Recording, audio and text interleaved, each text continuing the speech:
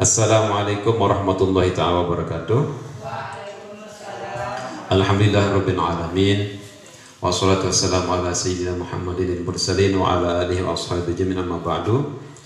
Puji syukur kita panjatkan kepada Allah Subhanahu wa taala yang alhamdulillah dengan berkat rahmat, ridha dan takdirnya lah kita bisa berkumpul di sekolah kita yang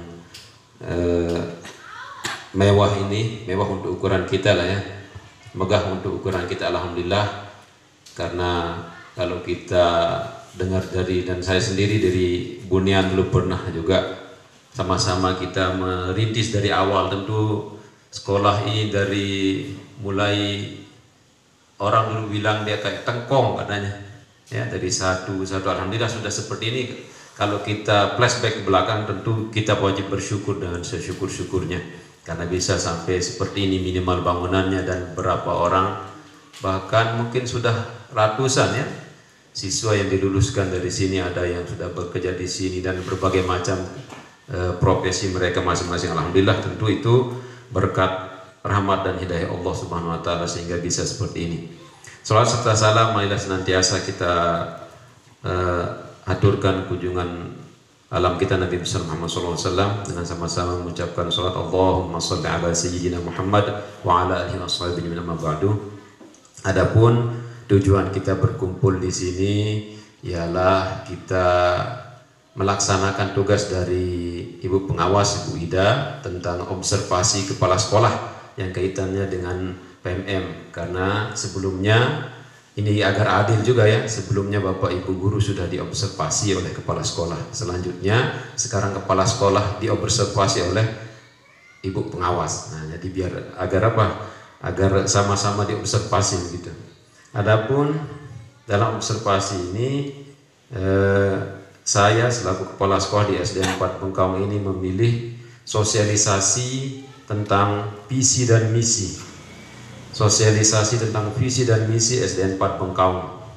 Nah, ini penting karena yang namanya visi sangat penting bagi acuan kita untuk melaksanakan tugas kita sehari-hari sampai bertahun-tahun berikutnya nanti. Karena dari visi inilah target-target yang kita imajinasikan akan kita laksanakan dengan aksi nyata kita setelah kita menentukan visi dan misi ini. Nah, itulah pentingnya visi. Tentu Bapak Ibu guru sudah sering sekali, karena setiap tahun visi setiap tahun kurikulum kita diminta, dan visi misi tentu ada. Dari awal berdirinya sekolah ini tentu kita sudah punya visi yang kuat tentang apa yang akan kita berikan kepada anak didik kita. Sekedar di flashback ya, walaupun Bapak Ibu sudah tahu, tapi tidak apa-apa kita ulang-ulang ya. Visi itu sendiri adalah suatu rangkaian kata yang membuat impian, cita-cita yang memuat impian, cita-cita, nilai, masa depan dari suatu organisasi, baik di dalam sebuah lembaga hingga perusahaan. Visi juga merupakan sebuah tujuan organisasi dalam bekerja.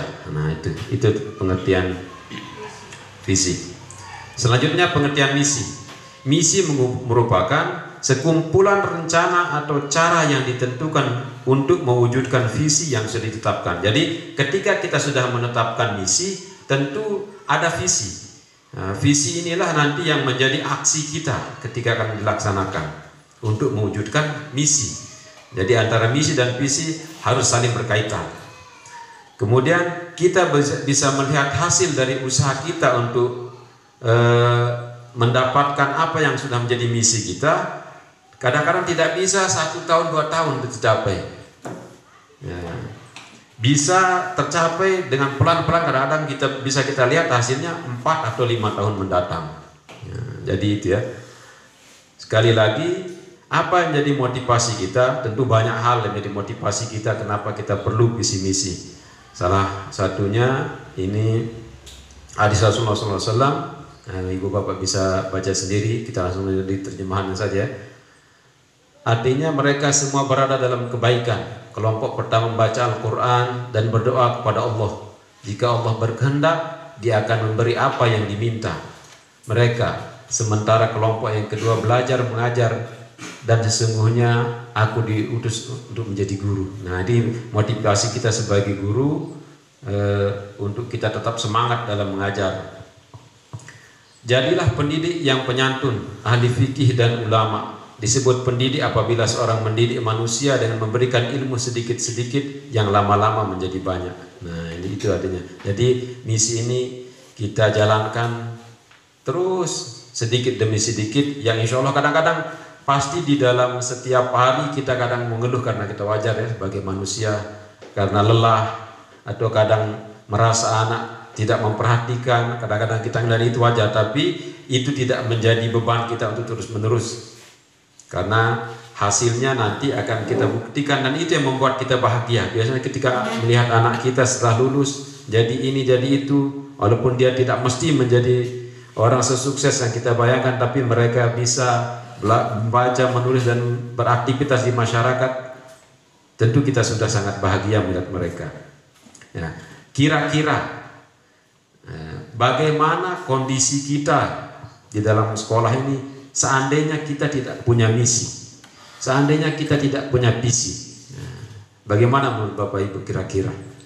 Nah, silakan ya Pak. Oh ya, Ibu Hajah Nurbainah, silakan Bu Guru kelas 6.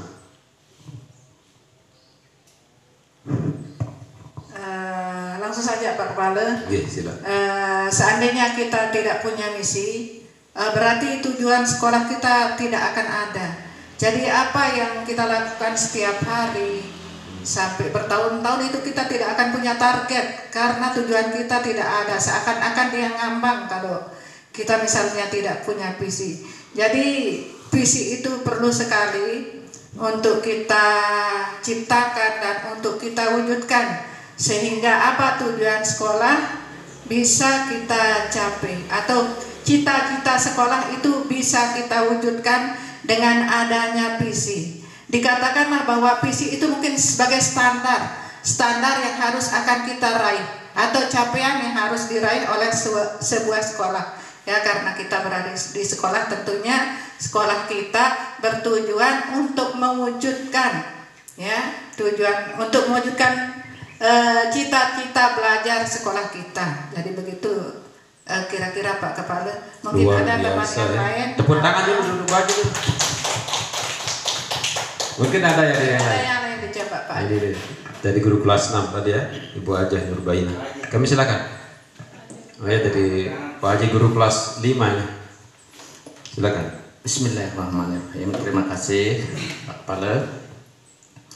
Terkait dengan visi dan misi sekolah kita, tentunya ini ibaratnya nyawa kita, ya. Kalau sudah visinya putus atau misinya putus, otomatis sekolah itu juga tidak akan bisa berjalan. Alhamdulillah, dengan kita lihat apa visi misi kita di sekolah ini seperti apa yang disebutkan oleh Bu Nurbainah barusan, saya sangat setuju sekali. Tentunya visi misi ini sangat berguna untuk kita sama-sama laksanakan dan kita kerjakan demi apa yang kita harapkan setahun, 2 tahun, 3 tahun, 4 tahun selanjutnya. Alhamdulillah, apa yang Pak Kepala berikan paparannya barusan, alhamdulillah, dengan beberapa contoh hadis, paparan daripada Pak Kepala, syukur itu menjadi motivasi kita bersama nantinya. Mungkin ini yang bisa saya sampaikan. Terima kasih. Assalamualaikum warahmatullahi wabarakatuh. Waalaikumsalam warahmatullahi wabarakatuh. Tepuk tangan ya. Ya, ini Pak Emi selanjutnya guru kelas 3 sekaligus sebagai perwakilan dari masyarakat, karena kita membentuk visi itu juga kita melihat potensi yang ada di masyarakat. Silakan.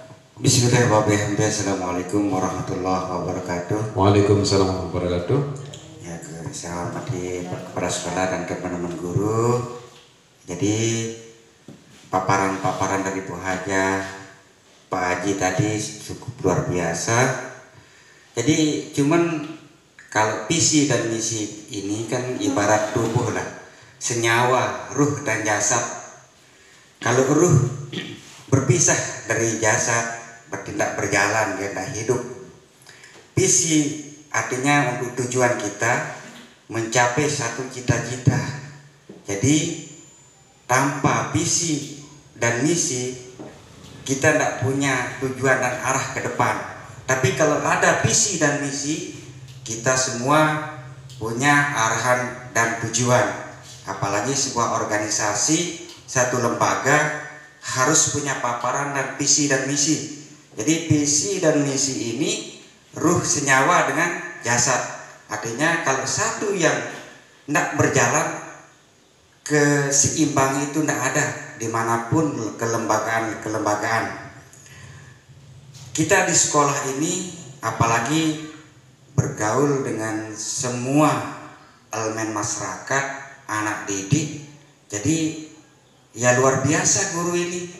Guru-guru ini luar biasa. Jadi bisa mengimbangi antara pendidikan dari pemerintah yang berbagai macam, istilahnya kurikulum yang perubahan itu. Makanya guru itu luar biasa. Jadi setiap perubahan itu kita harus pelajari, kita harus istilahnya jalani. Walaupun contoh kemarin kurikulum 13, kurikulum Kumar sekarang. Jadi kita harus ruh senyawa atau pembelajaran itu betul-betul kita sesuaikan dengan kondisi kita. Tidak pun kita sesuaikan, harus kita jalani. Itulah guru yang harus siap tempur di medan. Artinya di masyarakat kita harus bisa menjelaskan kepada masyarakat. Di sekolah kita harus bisa membina anak-anak. Nah, jadi kita sebelum kita datang di sekolah, di kelas kita harus punya visi misi. Apalagi kayak Kumar sekarang ini, anak-anak disuruh lebih cenderung lebih banyak untuk istilah potensinya sendiri. Nah, itulah kelebihan daripada guru. Bukan kita artinya menyanjung guru, tapi guru itu luar biasa dalam mendidik dan juga menghadapi anak, menghadapi masyarakat dalam problem-problem. Jadi visi misi dalam menghadapi permasalahan-permasalahan selalu kita rembukan, selalu kita atasi dengan sekolah, dengan masyarakat. Nah, itu hanya Pak Kepala Sekolah. Mungkin paparan lebih jauh nanti waktunya tidak cukup. Luar biasa. Assalamualaikum warahmatullahi wabarakatuh. Waalaikumsalam warahmatullahi wabarakatuh. Itu dari Pak Emi sekalian karena beliau juga selaku BPD di kampung ini. Bismillahirrahmanirrahim. Dengan mengucap Bismillah tadi, maka saya sampaikan visi kita, visi dan SDN 4 Bengkau merupakan cita-cita bersama pada masa mendatang dari warga Satuan Pendidikan SDN 4 Bengkau. Jadi termasuk juga Mami selaku komite yang dirumuskan berdasarkan masukan dari seluruh warga sekolah. Warga sekolah termasuk guru dan kita tetangga-tetangga sekolah juga, wali murid dan komite kita. Jadi apa visi kita? Sekolah yang bersih, empati, religius, kompetitif, aman dan harmonis, yang kita gabung dalam akronim berkah.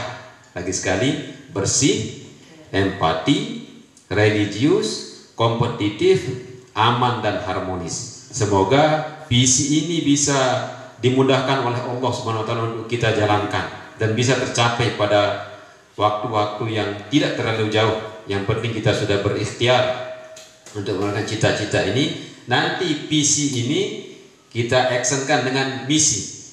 Jadi misi dari SDN 4 Bengkau, kita sebagai penjabaran dari visi tadi, yang pertama, mewujudkan kondisi tempat belajar yang kondusif.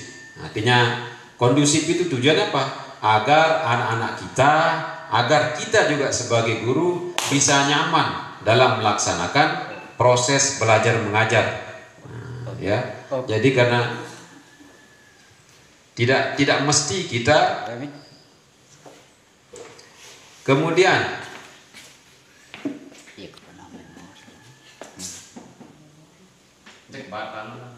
iya 15 menit Mateo itu ulang 15. Ya.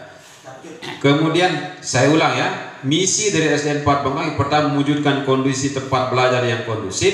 Kondusif artinya tujuannya apa? Agar kita sebagai guru dan anak-anak kita nyaman dalam belajar. Sehingga kalau sudah nyaman, tentu kita harapkan anak-anak kita bisa menerima materi pelajaran dan kita sendiri yang menyampaikan materi pelajaran bisa dengan nyaman menyampaikannya, dan pelajaran yang kita sampaikan dan yang diterima oleh murid kita bisa diterima dengan baik. Kemudian misi yang kedua, menyelenggarakan dan memaksimalkan proses pembelajaran agar terbentuk kompetensi terhadap siswa. Nah, jadi ini penting ya, kita mengajarkan anak didik kita agar mereka memiliki kompetensi yang kita harapkan, yang nantinya masing-masing kompetensi itu biasanya kita cantumkan dan di dalam RPP kita ya. Kemudian yang berikutnya, melaksanakan dan mengoptimalkan pembelajaran berkarakter. Nah, tujuan kita karena memang akhir-akhir ini dimanapun ya, ini pentingnya pendidikan karakter, karena akhlak anak-anak sekarang itu kalau tidak diberikan karakter sejak dini akan menjadi rusak. Karena di saat di luar sana kita memiliki tantangan yang besar, selain narkoba sekarang sudah masuk kampung, itu yang berbahaya salah satunya. Kemudian juga HP ini. Jadi kalau kita tidak tanamkan karakter yang baik terhadap anak kita sejak dini, ini akan sangat berbahaya.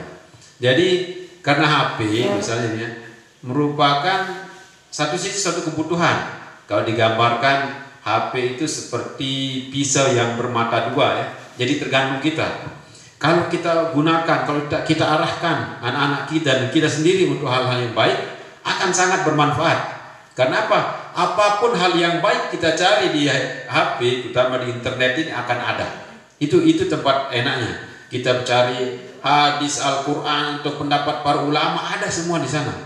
Itu kalau kita cari, apalagi penceramah-penceramah yang luar biasa, para alim ulama, kita dimanapun seluruh dunia bisa kita akses. Sebaliknya, kalau kita gunakan untuk yang tidak baik, sekali kita mencari yang tidak, seterusnya akan muncul di beranda kita. Nah, jadi tergantung kita. Satu sisi seperti tadi gadget ini, HP merupakan kebutuhan. Satu sisi bisa berubah menjadi dia sendiri yang akan membuat anak didik kita, termasuk kita, menjadi lalai. Jadi tugas kita sebagai guru tentu mengarahkan anak-anak kita agar menggunakan fasilitas apapun untuk menjadi hal yang positif bagi mereka.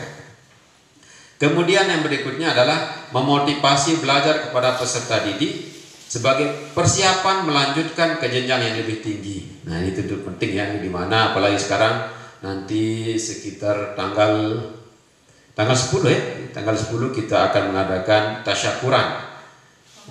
Tasyakuran sekaligus pengumuman untuk pengumuman tanggal 10, hari tasyakurannya tanggal 13 ya. Kita akan bersama para wali murid kita nanti, sekaligus di sana nanti kita sampaikan beberapa hal kaitannya. Kita harapkan tidak ada, walaupun kita di atas gunung ini, tidak ada anak-anak kita yang putus sekolah.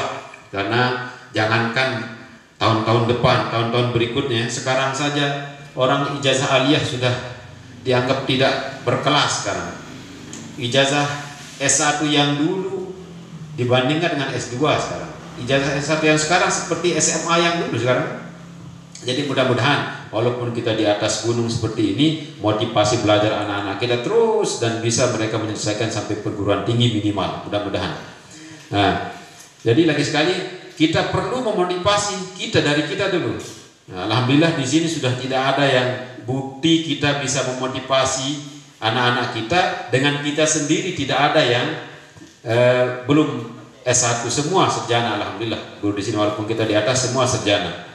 Jadi ketika kita menyampaikan kepada anak-anak kita untuk terus bersekolah, kita buktikan dengan kita sendiri sudah melaksanakannya. Mudah-mudahan nanti kita juga bisa S2 dan berikutnya. Atau kita tidak S2 tapi kita terus menuntut ilmu, kita terus memperdalam ilmu kita, terutama ilmu tentang pendidikan ini. Karena kita sudah bergelut di dunia pendidikan, kita harus tetap menambah ilmu kita, menambah motivasi kita untuk bisa lebih baik dalam mengajar. Dengan cara apa? Apalagi fasilitas sekarang kan di PMM segala macam sudah ada, tinggal kita sering-sering buka. Fasilitas di sini sudah ada, kita HP kita semua ada, laptop ada, tinggal kita bergilir saja. Internet sudah disediakan oleh pemerintah. Alhamdulillah. Orang bijak mengatakan imajinasi adalah ibu dari sebuah kreasi.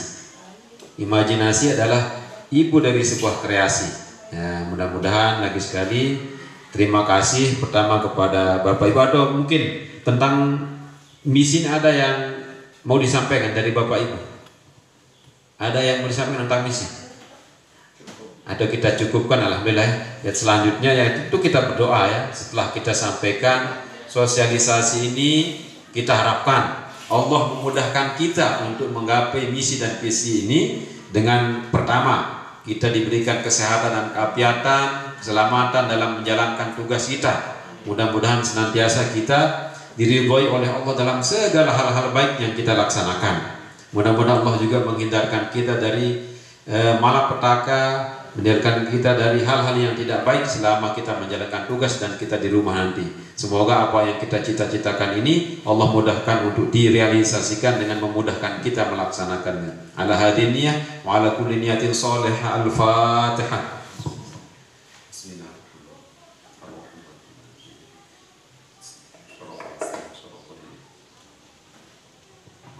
Demikian sosialisasi tentang visi dan misi sekolah SDN 4 Bengkau yang bisa saya sampaikan. Terima kasih kepada Bapak Ibu guru yang sudah mengikuti sosialisasi ini. Kemudian saya juga mohon maaf apabila dalam penyampaian tadi ada yang kurang. Wabillahi taufiq wal hidayah. Wassalamualaikum warahmatullahi wabarakatuh.